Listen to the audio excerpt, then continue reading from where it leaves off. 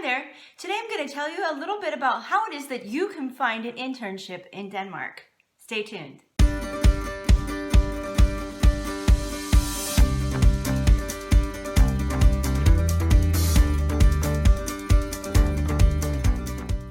Hi there and welcome back. If you're new to my channel, my name is Kelly and I'm an American who lives in Denmark. And more importantly for the topic of this video, I am actually a college student here in Denmark.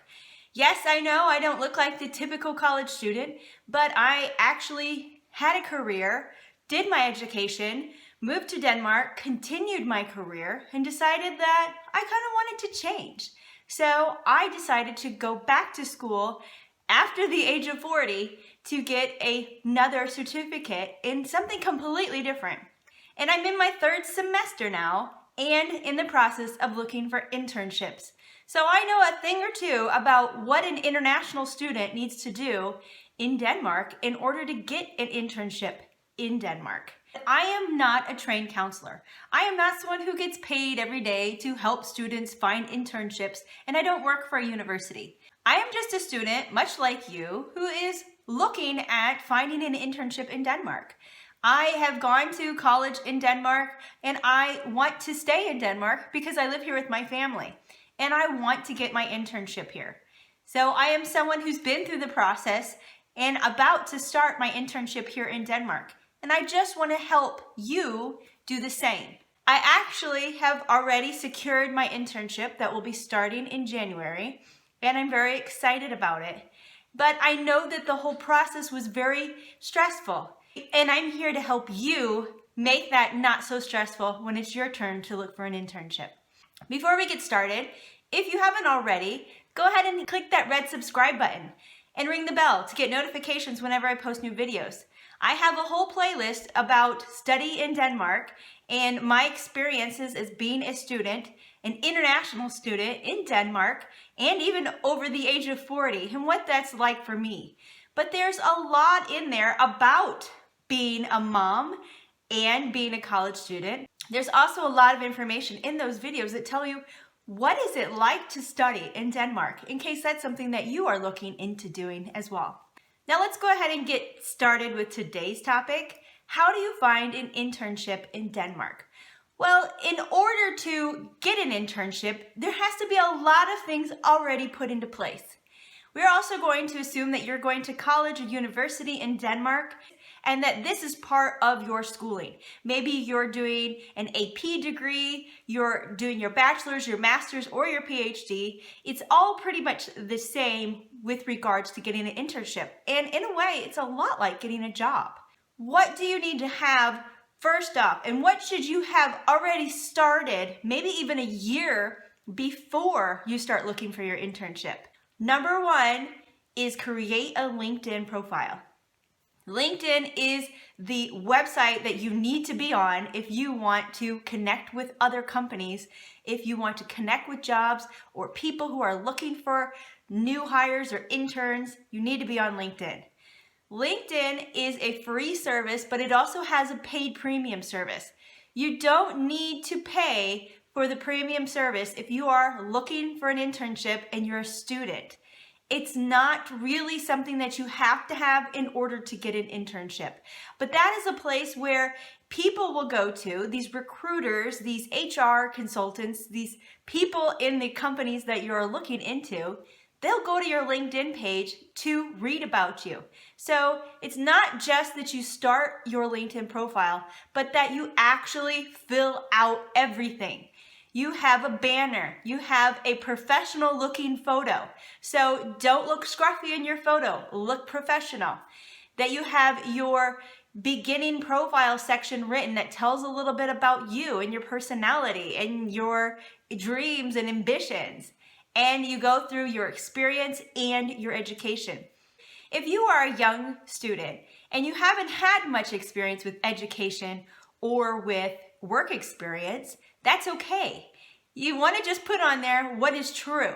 So don't feel that it has to be very, very large, perhaps like mine. Since I'm in my 40s, I have a lot of education, I have a lot of experience to put on there. But what you have is what you have to offer. So make sure that it's on there. If you are in your very first university program, put on there where you went to high school.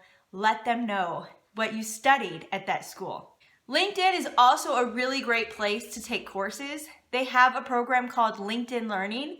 If your university or college has a subscription to this, you may also be able to take classes on there for free. Check with your institution, check with your teachers to see if you can get on there with your school email. These courses that you can take will really help to beef up your profile. So if there's not a whole lot on there, you can take classes that are of an interest to you and that also relate to your field, which will show these potential employers that you are more interested in the field that you're going into because you took the time outside of your regular school to take some of these courses. So you should also check into that. Number 2, network. That is so important in Denmark especially. With your LinkedIn profile, there is a section that says connections, and it tells you how many people you're connected with on LinkedIn. Consider it like a friend request or how many friends you have. It's like that, but you don't actually have to know these people. You have to maybe have something in common. Maybe your specific field is something that has to do with HR, and you want to go into that field. Well, it would be great if you could find other people who do that kind of thing and reach out to them. Say, hi, I noticed you're doing something that I'm really interested in doing, and you're very close to where I am in Denmark, for example. I would really like to connect with you. And then you click on there. There is a search bar at the top of LinkedIn where you can type in HR recruiter. You can type in whatever your topic is. Maybe you're going into mechanical engineering, for example. You can click on that. Look at companies that you're interested in. Maybe it's a company that you really want to know more about. Make sure you like their page on LinkedIn. And then you're finding other people who are doing the same kinds of things that you want to do and reach out to connect. It doesn't mean that they'll always want to connect with you, but at least you're giving it a try. Whenever you're in class or you're doing a different class or a different workshop, ask these people if they want to connect on LinkedIn. If you are doing a network event, and I really recommend that. I know that right now it is 2020, so it's during Corona. There aren't a lot of live events, so some things actually happen online. You can still ask people if they want to connect with you on LinkedIn. A lot of people want to beef up their connection number, just like you do. So don't feel awkward about connecting with people that way. It's not to the point with Facebook where they have to be people that you know. That's not the case on LinkedIn. So try to network at different functions, webinars, workshops, anywhere where you can get out and talk with other people who are doing kind of the same thing that you are doing. If you are interacting with other classes at your university or other programs, because in Denmark things tend to be program specific, try to connect with those people. Hey, do you want to connect on LinkedIn? You can also in the search bar type in your college or university and find people that way.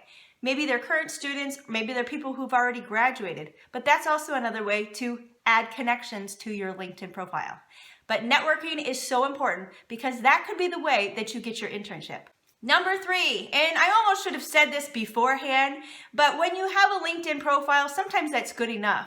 But when you actually start applying for internships, you need to have your CV. Your CV is what we call in the United States, we call it a resume. And it tells about you, your work experience, and in a way, it's what you've already put on your LinkedIn profile. But for your CV, there should be a section on there that talks about your skills. A lot of times these can be soft skills, like innovative or creative thinker. You can Google soft skills and get an idea of which ones maybe stand out best for you. But it also is going to be an area that emphasizes the skills that you have that we might not be able to see in other places in your CV or resume. Maybe you are in IT. You can also have a section on your CV that deals specifically with IT competences. What specifically about IT can you do and put that in there, if that is your field? Mine, for example, is marketing. So I have a section for marketing competencies on my CV. Whatever your area is, you should have a list of competencies. It doesn't have to be super huge. It can be a small section on your CV. And your CV can be 1 to 2 pages because it can be 1 page or a page front and back. Don't feel bad if you don't have too much to fill out on your resume or CV. Again, if you are younger, your number of schools and experiences is going to be much smaller than people like myself.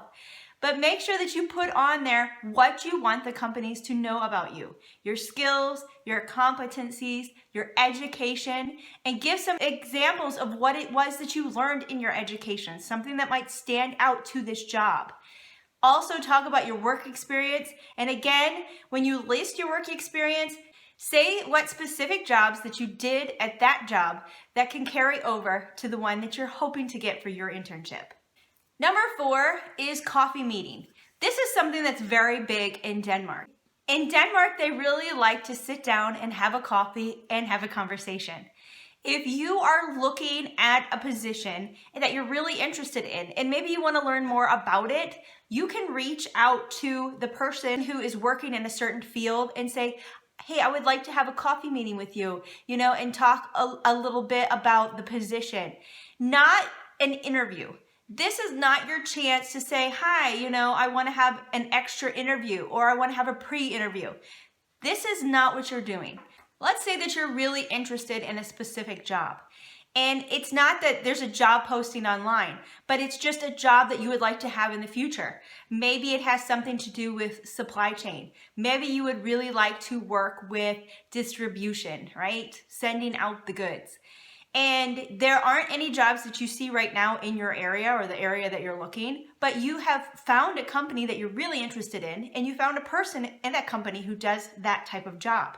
You can reach out to this person via LinkedIn, for example, and you could ask them if they would have time to meet for coffee with you. This would be best if you are in the same area as this person. It could also be some type of virtual coffee meeting. Nowadays with Corona, a lot of people are doing things online. So it could be a Zoom meeting that you're doing, for example. This type of coffee meeting is, like I said, not an interview. This is where you can talk to them about them. You might want to ask them questions about how they got started in this type of field. What type of education, do they have, or do they feel relevant, or experience that they have that's relevant to this type of job? What is something that, they like about it? Or what is something new? It's questions that you're asking to get to know the other person. You're not there with the end goal of saying, so, by the way, I'm looking for an internship. You're there strictly to create a connection with someone that is a little bit more personal. Maybe later down the line, it could be something that turns into, oh, I'm posting that I need an internship, and they contact you because they remember they had a really great coffee meeting with you. This might be something to do before you're looking for your internship. Just keep that in mind. Number 5, which I think is so important to let people know exactly who you are and to let them know that you are really interested in getting an internship, and that is make an internship video. I actually have an internship video that I posted on my LinkedIn page. I posted it on my Facebook. I shared it with people. I asked people to share it. And really in this video, it tells about me and it tells about what I'm looking for with an internship. You can check out that video and I go through a step-by-step kind of breakdown of what I put into that video and how I structured it in case you're interested in making your own. I'm not going to go into too much detail here because that would take too long. But be sure to check out that video so you can learn how to make your own. But this is a great way to showcase yourself. It's more than just posting on LinkedIn. Hi, I'm looking for an internship. If anybody can think of anything, please send it my way. People kind of just scroll past that, but video really gets people interested. I would really recommend making a video because I think it shows people a lot more about you. Okay, so then now we're at the point where we've done a lot of the background stuff. We've gotten ourselves prepared and ready to actually start looking for internships. Now this is where you're going to go on to different job sites to find internships. Now, again, LinkedIn is a great place to find an internship. You can just go in the search bar and type in intern or internship. In Danish, it's called praktik. If you are looking for one that is in English, you want to make sure that the description of the internship is in English. If it is in Danish, they will expect that you are applying and will be speaking Danish. If it is in English, they will expect that you apply and that you will be doing the job in English. So make sure that you are looking for the right types of jobs. It could be that there are some jobs out there that may be open for English-speaking internationals to work at their company, but you really want to be careful with that because you could be sending all kinds of application letters and CVs to the wrong places and wasting your time. So be prepared for that. There are other job sites that you can go to find internships in Denmark. And some of those are Jubel, Job Index, Glassdoor, just to name a few. When you find an internship from one of these job sites that you're really interested in, then you can go ahead and click on apply. But know that when you are applying for an internship, there's two things that you will probably be sending to them each time. One of them is your CV. So you'll want to make sure that it looks perfect, that there are no grammatical errors, spelling errors whatsoever. Have someone else look it over before you upload it. Because if an employer sees that your CV is a mess, they're not going to want to give you a second thought. So keep that in mind before you upload anything. The second thing that you're going to be uploading most often is an application letter, or what might also be called a cover letter. And this letter is directly to the employer or whoever is doing the hiring. You are to explain to them how you found them, why you're interested in their job, and what about you, your competencies, your skills, your background, your education that fits with this job. Put that in the letter. No more than 1 page, maybe even 3/4 of a page would be best, and send that off. I know sometimes it gets a little tedious because you might be sending letter after letter after letter, but make sure that each letter is very specific to the job you are applying to. So look at the job description that you find online and use some of those examples of what it is that they're looking for and tell them how you can give it to them. Now I'm going to add in a couple honorable mentions in this video of things that you could also do. If you are in a college program, university program, chances are you have an internship coordinator, and that person will kind of help you. Maybe they've got connections that you can use to get an internship. Maybe they have other tips, or they have other steps that they want you to follow in order to find your internship. And once you find your internship, they're also going to be able to tell you what to do next. So make sure that you are asking your questions more specifically to your internship coordinator. Also, your school may have another type of counselor that deals with things like this. Maybe they're out there giving you advice on internships and finding a job later on. That could be their job description, is just doing that. Check with your teachers, check with your program, find out if a person like that exists, because they might also have tips for you. They might be someone who could help you with your resume, your CV. They could be looking over things before you send them out. And they also could be another person to get you connected with the internship that you're actually going to be taking. Sometimes in Denmark, the best way to get an internship is through your network.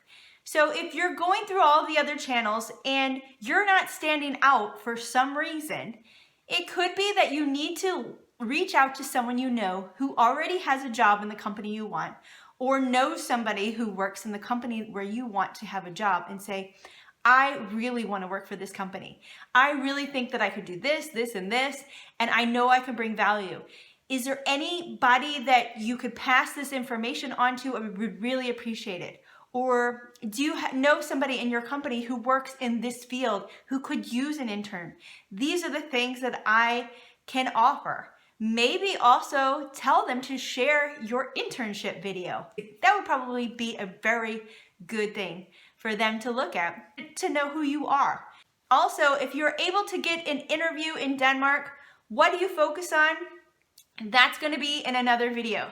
So make sure that you check back with interviewing in Denmark. What do I do? How do I prepare?